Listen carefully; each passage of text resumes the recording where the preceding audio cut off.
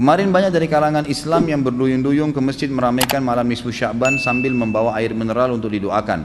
Ada yang baca surah Yasin 3 kali berjamaah dengan diniatkan untuk panjang umur, memperoleh rezeki dan mendapatkan husnul khatimah. Ada juga yang dilanjutkan dengan sholat sunnah. Apa hukum membaca surah Yasin 3 kali dan sholat nisfu Sya'ban? Lalu apa keistimewaan malam nisfu Sya'ban dan tuntunan apa yang disunnahkan? Ini banyak muslimin memang yang menyalahgunakan ya, dalil-dalil. Jadi mereka tidak memilah mana dalil yang sahih dan mana dalil yang lemah, apalagi hadis-hadis yang palsu. Hadis yang menjelaskan tentang masalah adanya solat di nisfu Sya'ban, solat secara khusus namanya solat nisfu Sya'ban itu tidak ada. Hadisnya palsu, maudhu' itu. Yang ada memang adalah fadilah mengerjakan solat malam di nisfu Sya'ban, solat tahajudnya. Solat tahajud seperti biasa, tapi khusus malam nisfu Sya'ban punya fadilah. Karena disebutkan dalam sebuah riwayat yang sahih bahwasanya Aisyah radhiyallahu anha pernah mendapatkan giliran nginapnya Nabi SAW di rumahnya. Terbangun tengah malam, dia melihat Nabi SAW tidak ada di sebelahnya. Maka Aisyah radhiyallahu anha terbawa rasa cemburu. Dia memakai bajunya kemudian mengelilingi rumah-rumah Nabi yang lain, ya, istri Nabi yang lain, takut Nabi ada di sana gitu. Diketukin satu-satu, ternyata nggak ada.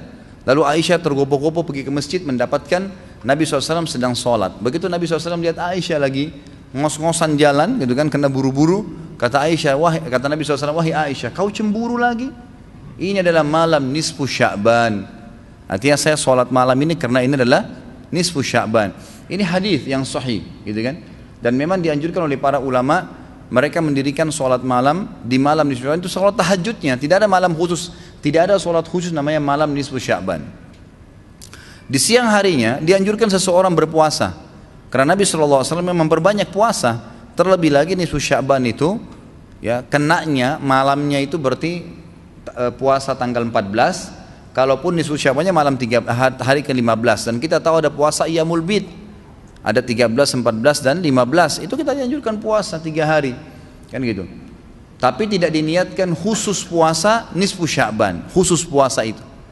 Karena memang secara umum Nabi SAW puasa sebulan penuh di bulan Sya'ban. Kalau masalah membaca surah Yasin, ini tidak asing lagi kalau di Indonesia. Semua harus surah Yasin. Pindah rumah Yasin, orang mati Yasin, semua Yasin. Ditanya dalilnya, nggak ada dalil, gitu kan. Hanya karena surah Yasin dikatakan jantungnya Quran. Itu pun hadis yang lemah, karena dalam sanadnya ada orang yang pendusta, gitu kan. Tapi ini diamalkan. Kalau kita mau mengaku pengikut Nabi Muhammad SAW yang murni, maka tidak mengamalkan apa yang tidak dicontohkan oleh Nabi SAW. Apalagi membawa air kemudian secara khusus dibacakan atau dihidupkan dengan surah Yasin, belum pernah ada contoh. Belum pernah ada contoh. Allahu a'lam. Saya tidak menyalahkan ya, yang mau kerjakan itu silahkan, itu hak dia.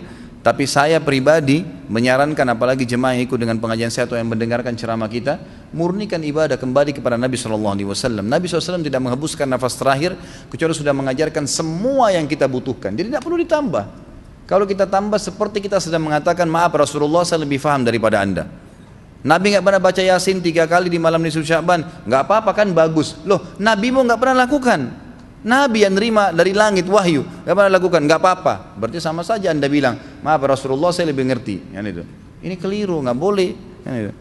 Jangan tambah-tambah agama, biarkan dalam keadaan murni. Sedangkan murni saya sudah banyak sekali yang kita bengkalaikan, apalagi kalau ditambah-tambah.